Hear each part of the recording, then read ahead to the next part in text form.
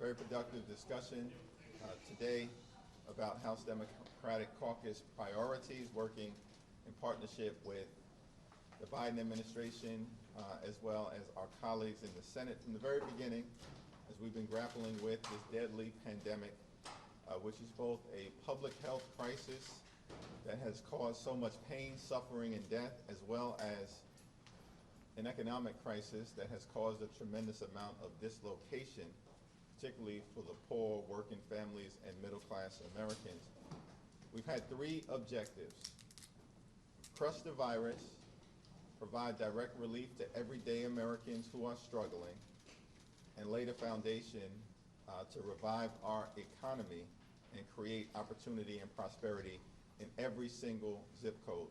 That continues to be our objective as we are moving forward. And today we spent a lot of time talking about the fact that one of the most transformative parts of the American Rescue Plan will begin to take effect. And we need to make sure that every single American, every single constituent that we represent understands what's coming on July 15th of next month, when the child tax credit will take effect. And the average American family with children will see approximately $500 in relief every single month for the rest of the year and hopefully beyond. It will lift more than half the American children who are currently in poverty out of poverty, and it will also benefit working families and middle-class Americans. More than 90% of the people in almost every single congressional district, families with children, will benefit. It's transformative, and not a single Republican, not a single one, voted for it. And so the reality is that we're continuing to advance the ball on behalf of everyday Americans, and they continue to play games in trying to suppress the vote and undermine our democracy. We now yield to our Vice Chair, Pete Aguilar. Thank you, Mr. Chairman. As the Chairman mentioned, the work that the American Rescue Plan was the focus of our caucus meeting, and hearing firsthand from speakers and hearing from members. Over 200 House and Senate members went to their districts and talked about the child tax credit, up to $300 per child for working families. These are the benefits that have meaningful and lasting impacts for our communities back home. These are the things that our communities are concerned about. And we know time and time again that House Democrats continue to stand up to lift up our communities. We thanked, in the room, we thanked Chairwoman Rosa DeLauro for her years of leadership on this issue. She has been a champion of the child tax credit, making it permanent, extending that benefit that individuals and families are going to see next month is so important and such a high priority for our caucus within the American Families Plan and the American Jobs Plan. We're going to continue to talk about these. The 320 million vaccines in arms, rising wages, those are the priorities in our communities. Those are the things that we keep hearing time and time again back home. And we're going to continue to build on that success.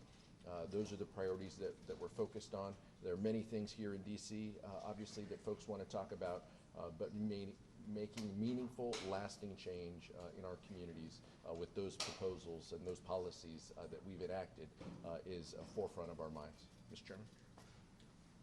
Thanks, Pete. Questions? Congressman?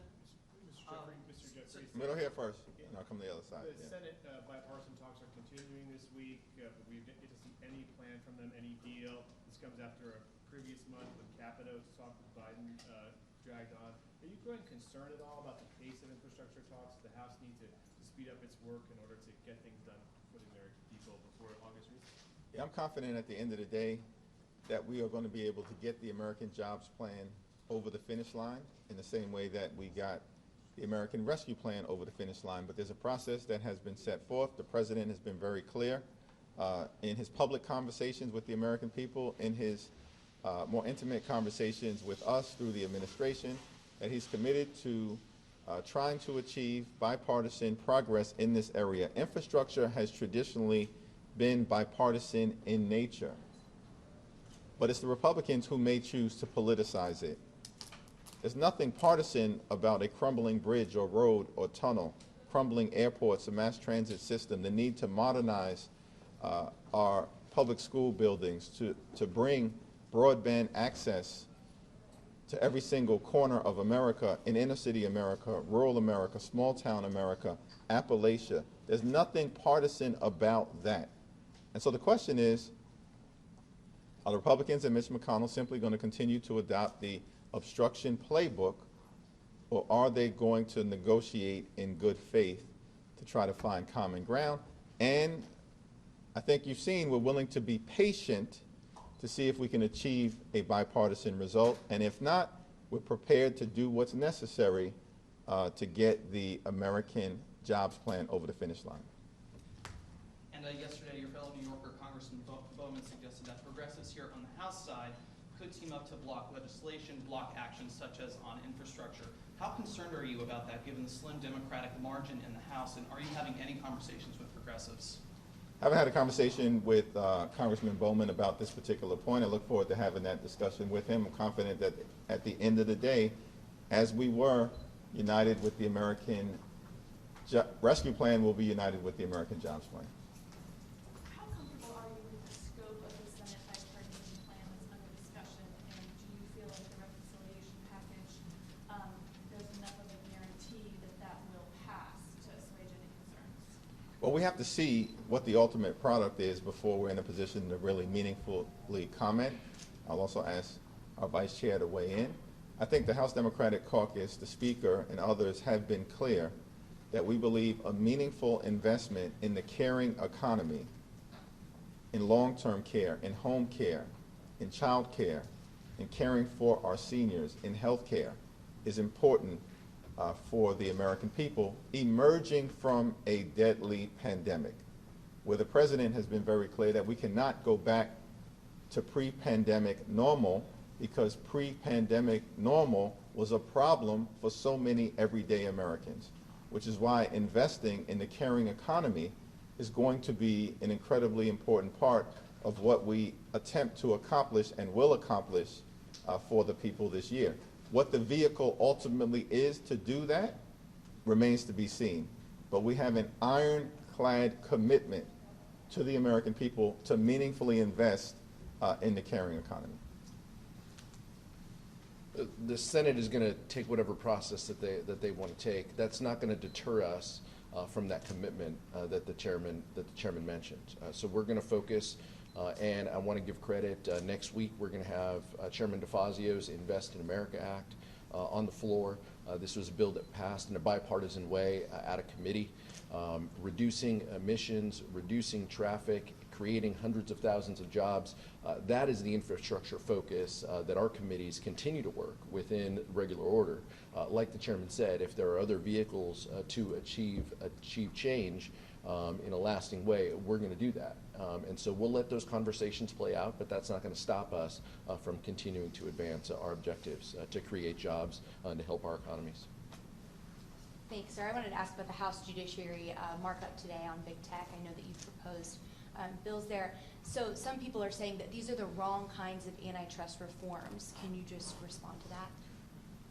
Well, the deck has been stacked for far too long, in the opinion of many of us, against everyday Americans and in favor of some of these gigantic companies that have intensified their concentration of market power, perhaps to the detriment of the American people, of a competitive marketplace, and to the detriment of the public good. But a markup is in place for purposes of being able to have a debate on behalf of the American people, in front of the American people, and I expect that it will be a spirited debate. I expect that all of these bills will pass with bipartisan support. A particular piece of legislation that I'm carrying would simply change the burden requirements, which currently falls on the Federal Trade Commission, to demonstrate that when there is a proposed tech merger, that merger would have an anti-competitive impact. The burden basically falls on the American people through the FTC to prove that something shouldn't happen. That burden is misplaced in the view of many of us.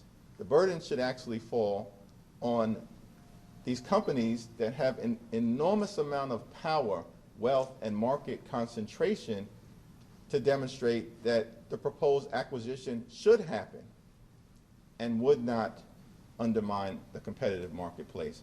That seems to me to be a common sense approach, and it also happens to have bipartisan support. Give us the timeline. What do you think? When should we expect to see some sort of congealing between the House and the Senate on an infrastructure bill? Because we've been at this for a couple months now. We're headed to a fall. They have government funding, debt ceiling. When should we expect to see that? Well, there's a conversation, I think as everyone knows, that's going to take place this afternoon between high-level members of the administration, Speaker Pelosi and Leader Schumer. I'd expect that we'll get some more clarity coming out of that meeting as to when this is all going to come together. Mr. Chair, Who- everything since that were put in place, Congress put in place since pandemic, the length of votes, the mask mandates, all of it has sort of come back and reverted back to pre-pandemic times. Speaker's lobby opened yesterday. The only thing that's left that's a remainder of pandemic is proxy voting. Are your members open to, when this covered period ends at the end of next week, to coming back to voting in person? Or is there a push from your members to keep proxy voting going? Yeah, I haven't had a lot of discussion with members, and I'll yield to Pete as well on this particular question. I think all along we've been guided by the public health professionals, by the Capitol physician in terms of what the recommendations are as it relates to the concentration of members or the ability to travel and travel safely, which is what yielded the need to engage in proxy voting in the first instance. And I think the Speaker has been very clear with respect to the covered period being extended, that we're going to follow the public health guidance moving forward. There hasn't been a strong push one way or the other as it relates to proxy voting that I've felt, and I'll yield to Pete to see what his thoughts are on the matter. I would just say that that this has been incredibly helpful, and we know that Republican members have utilized this as well, proxy voting. But I would reject that things have completely changed and gone back to normal. We still have 20-minute votes. We are still being asked to be safe. We are still encouraging folks to get vaccinated, and some of our colleagues on the other side of the aisle have not, and we would encourage others. We would encourage them to tell their constituents, to tell their communities to get vaccinated as well with the increasing variant spread. So, we're going to follow the public health guidance, and it has nothing to do with the politics of this place. It has to do with making sure that members are safe, making sure that people can get here and be here and carry on this business.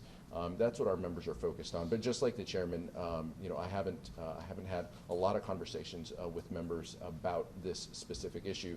But we're carrying on the business of the people. We're marking up bills. We're getting them to the floor. We're voting on them on the floor. And so we're going to continue to carry forward with the business. If I could follow up for a quick second? Sure. You said that it's not about politics, and I understand that, and there's about public health concern. There is an aspect of politics involved in it. You do have members who have fairly consistently voted proxy voting since January, who have said that they won't come back. They are not comfortable coming back until they know that all of the members are vaccinated. Now, that can't be told or shown or proven as we've worked on this story. Politically, that puts you in a place where your margin, your vote margin, is less than your members who have consistently voted proxy. So there's a political aspect to it, which is if you take away proxy voting, you might not have the votes you need.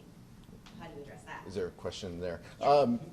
I guess I would just continue to say no member has specifically told me that they are not coming back until 100%. So I haven't heard that. I haven't seen anything to that point.